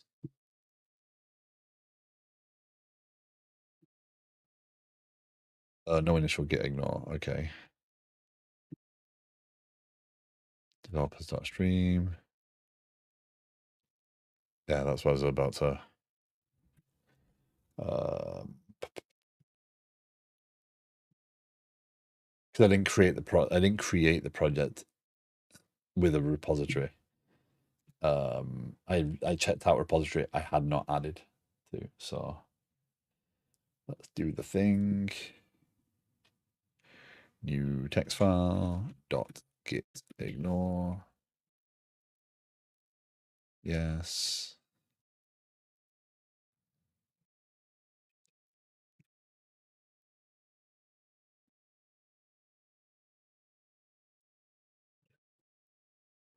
So I've been only half listening since I'm at work, but what is you working on here? I am working on a side project called developers.stream. This is a project aimed at helping promote other developers who stream. It's something I tried to pick up a long time ago. It it's something that I actually feel is needed because Twitch is not good at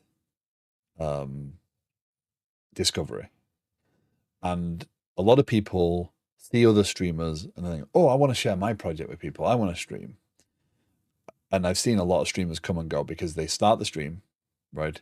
It's quiet. They start streams at random hours. They start streams, you know, when it fits them, and then no one joins them and they get bored of streaming because they're just talking to themselves all the time.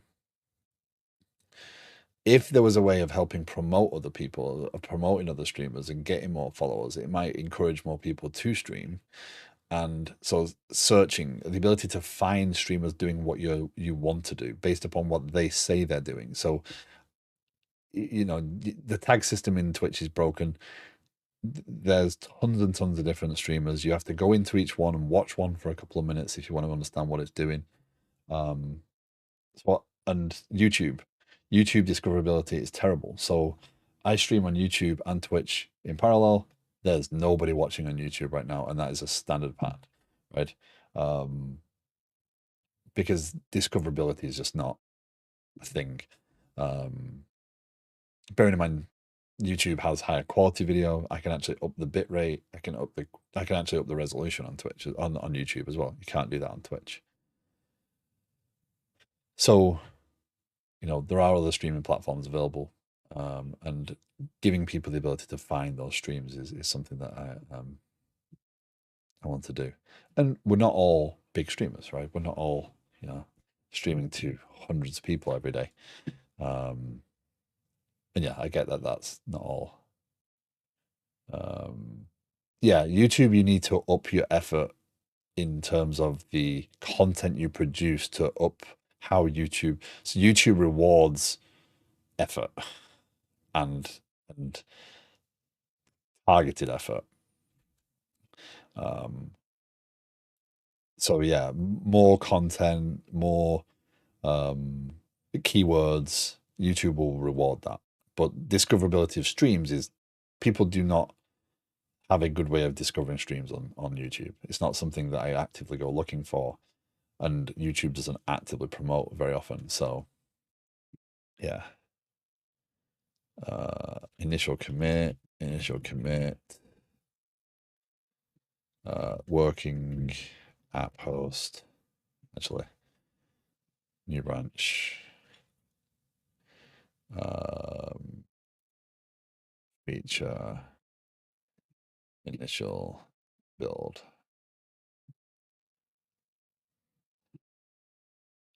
Working app host. And basic Blazor web app. Let's get them committed. So yeah, so developers.stream is intended to be an open source project. I'm going to share. This goes up into the public repo. You're able to contribute if you want to. We'll push issues and build on that, and we'll do this a couple of days a week, depending on if people genuinely, if people are looking to do review to dos. If people are looking to do they want to see more Liquid Sky content, or they want to see less Liquid Sky content and more developers.stream, I really want to be able to support that as well. So yeah. YouTube rewards quantity, irrespective of the quality of the content, which typically, in my opinion, means encouraging less effort and more rehash. Yeah, I suppose I misspoke in terms of my quality there. Yeah. Resicodo, hello, how you doing? Yes, if you can put a screenshot in there, if you can put in, um, you know, yeah, there's a lot of reward there. Oh, don't punish me for Bootstrap.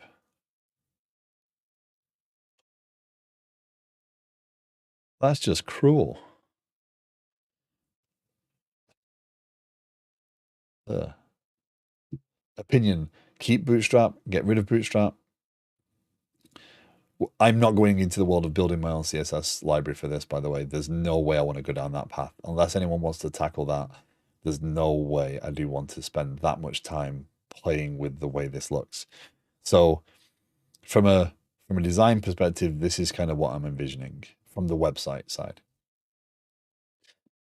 Oh, no. Again, Tailwind is something I enjoy, but I know people struggle with Tailwind. Yeah.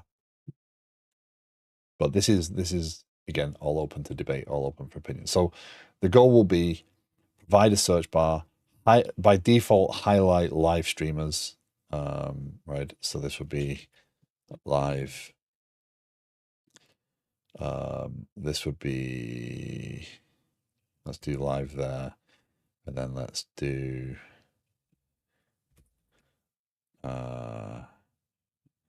then they're going to be slightly grayed out, right? I think I'm getting the point. I want to do YouTube and Twitch, but my work here at home doesn't make this possible. House is too busy and no area of my own.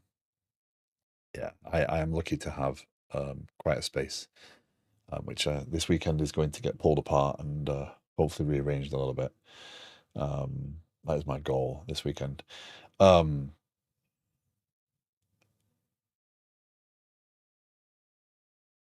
Yeah, having a space is definitely necessary. You don't want high traffic areas with when you're trying to stream, because you've got to worry about cutting people out and like um, this camera. This is not using a green screen. This is using a piece of software. What software is this one? This is,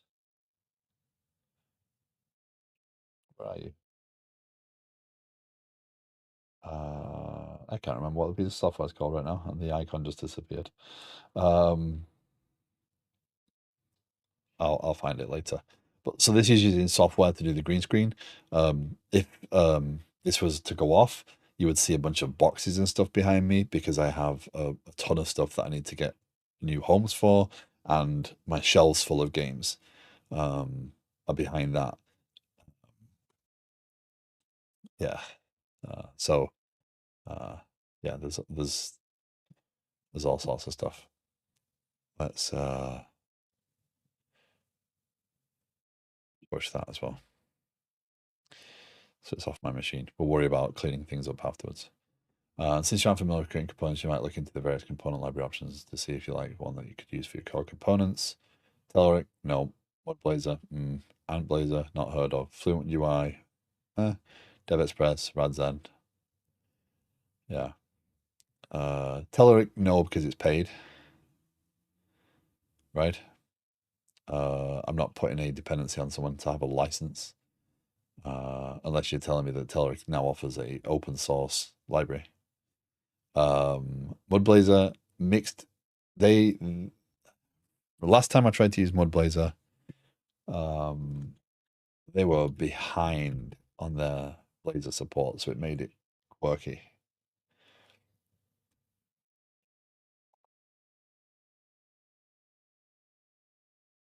Telerik, I have always liked Telerik controls. If I'm in a professional environment, Telerik is one of the ones I would review first. Sync Fusion is also one of the ones I review first, mainly because they offer a free license. But again, that's a license that I don't want to embed in here.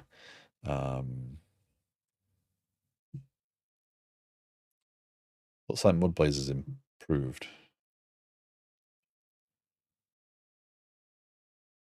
I know when .NET 8 launched, they weren't ready for .NET 8, so they were quite behind. Static rendering is not supported at this time.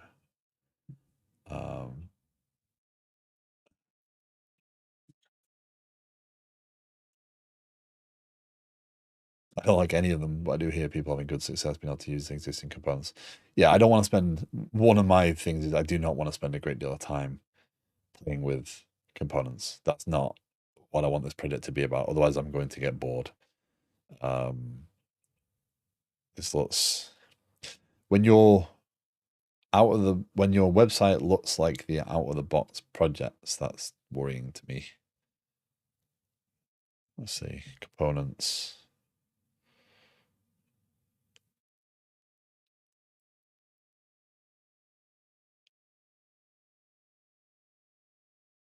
How hard would that have been to promote that? Like, why would I think that the AI icon down there is going to allow me to select a theme? I mean, realistically, we don't need a lot here. From the UI perspective on developers.stream, a text box, some cards. So we probably could develop a lot of these ourselves, just using Bootstrap components. So we might not need to use a library at all for right this second. So let's not worry about that right this second. The most important thing is layout.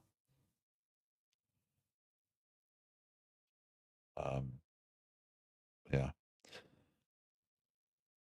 So as always, if you want to talk about this, if you want to talk about Liquid Sky, if you want to talk about the technologies used, there is a Discord that you are more than welcome to join. We do meet there randomly throughout the week as well in voice chat. You know, standard rules apply, polite, friendly. Don't expect the conversation to be about you. It can be about all sorts of things. Um, but you're more than welcome to join there and join in the chat or discuss and question things. This is not about being an experienced developer. You can be,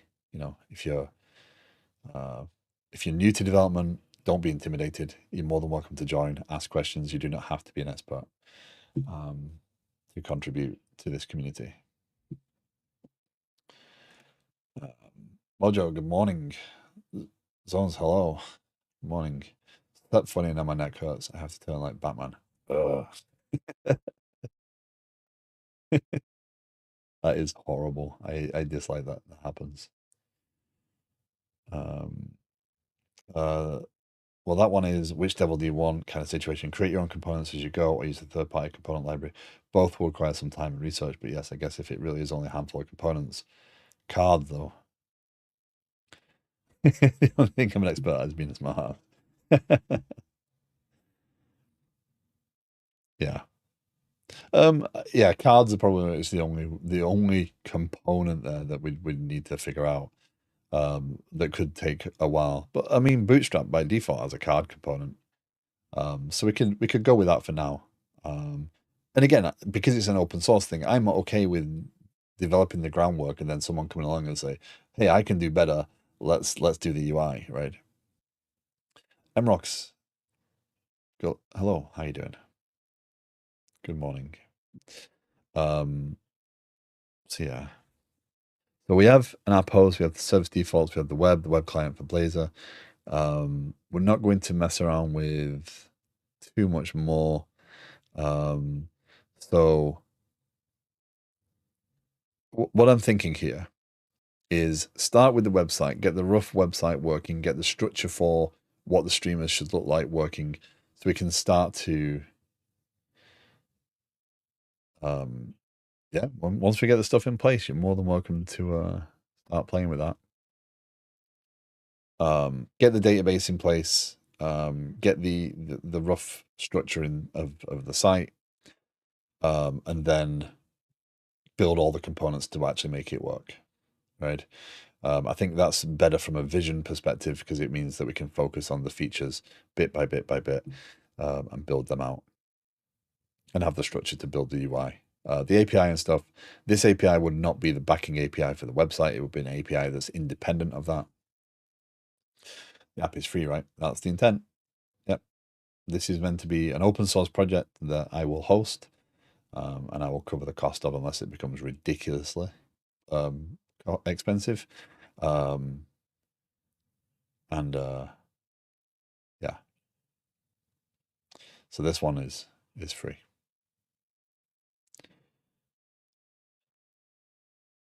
Developers.stream. Yes.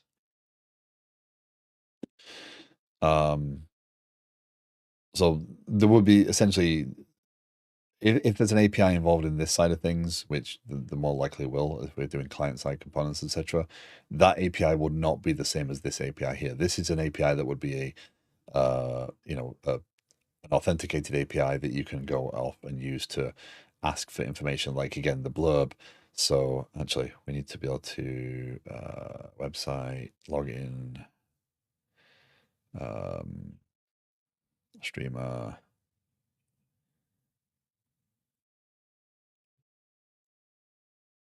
About me, right? Control your own blurb, basically.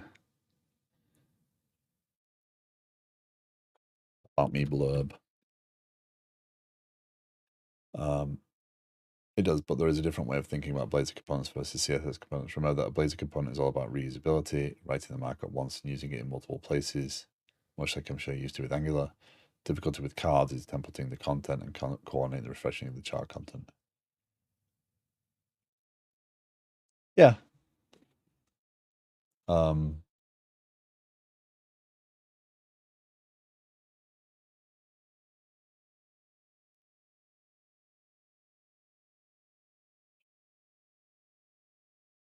Yeah.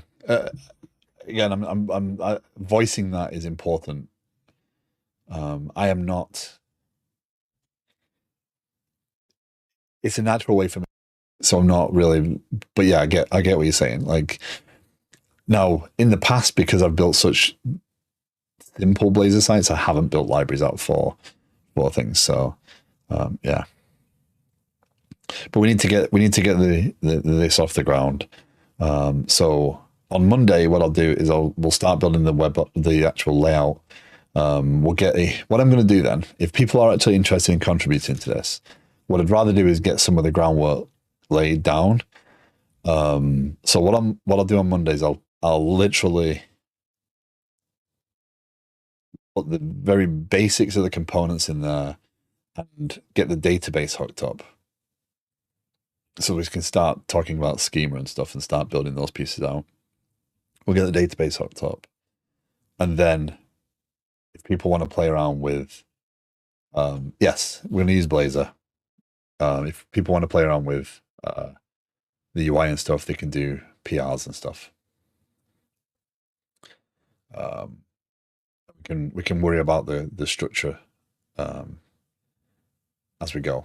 I don't mind doing some refactoring and stuff to try and guide people and because again, I'm all about not trying to put in place too many restrictions to begin with, and kind of growing into how we work and how we flow, and making sure we're constantly adapting and changing that to make sure that it's the most comfortable way of working. Coding Craftsman, good morning. This is a pretty cool idea. I also like the idea of making it sort of community driven to get some of the bits to get things off the ground. Yeah, I think it's in the nature of the project as well, right? Um, I have to install Twitch on my phone again so I can watch the streams when I'm at work.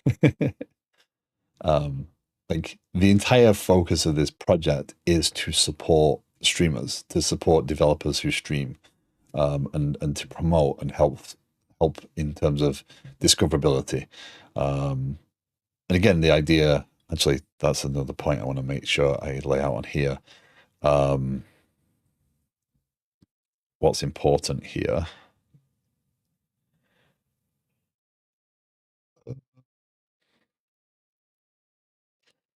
is also like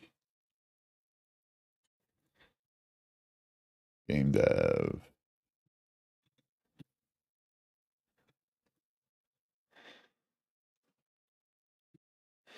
Right. That's an important concept as well. The idea of uh, uh, being able to do that. Actually, let's do this.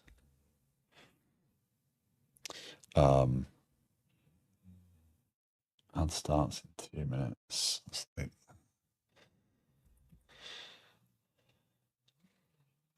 Being able to say, Blazor, websites, app dev, right? Being able to highlight what you do.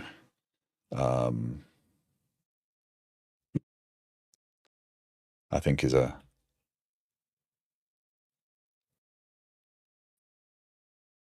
benefit.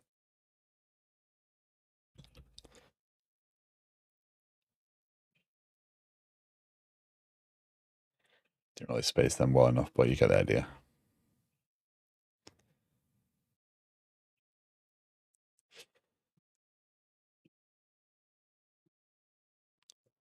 Right. Really should think about that before I do it. Do you intend to embed the stream on this page in that main code here section? No, screenshot. Right. I think embedding would be.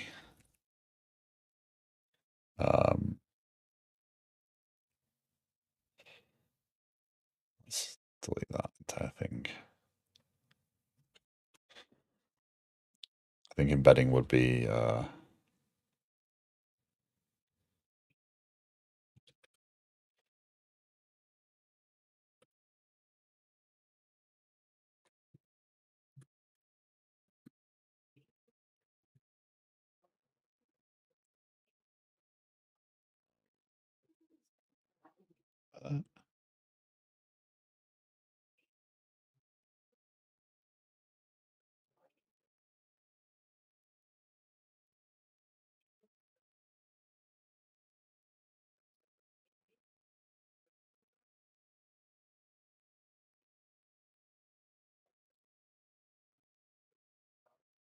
Messing around. This is why I don't play with UI, by the way, because that's not messing around.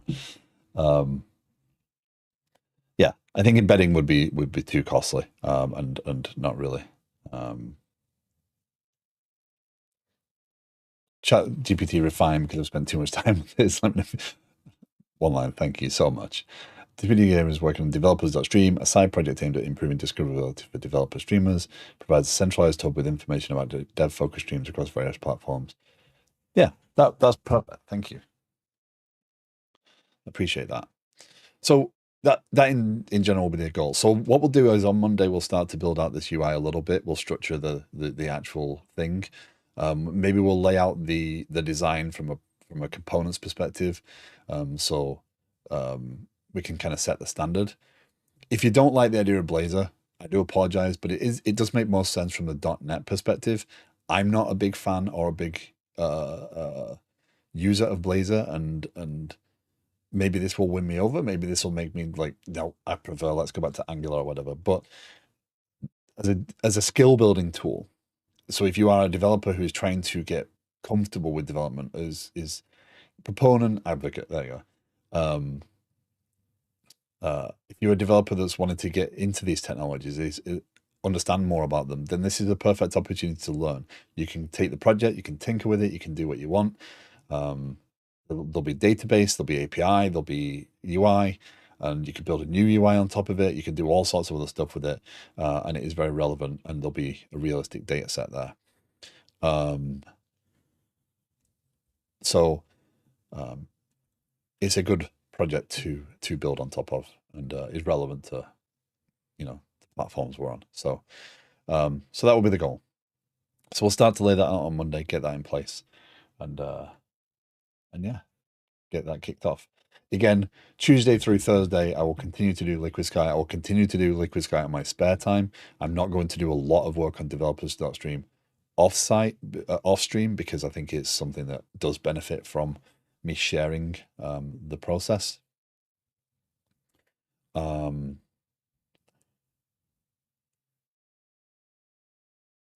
yeah, let's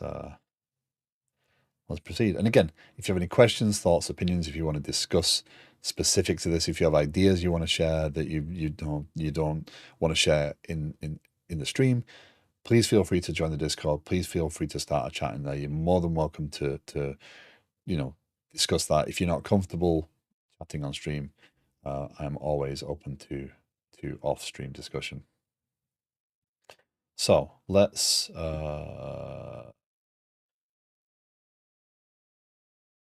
go, and I need to be able to watch more streamers during the day, but I don't get much time after.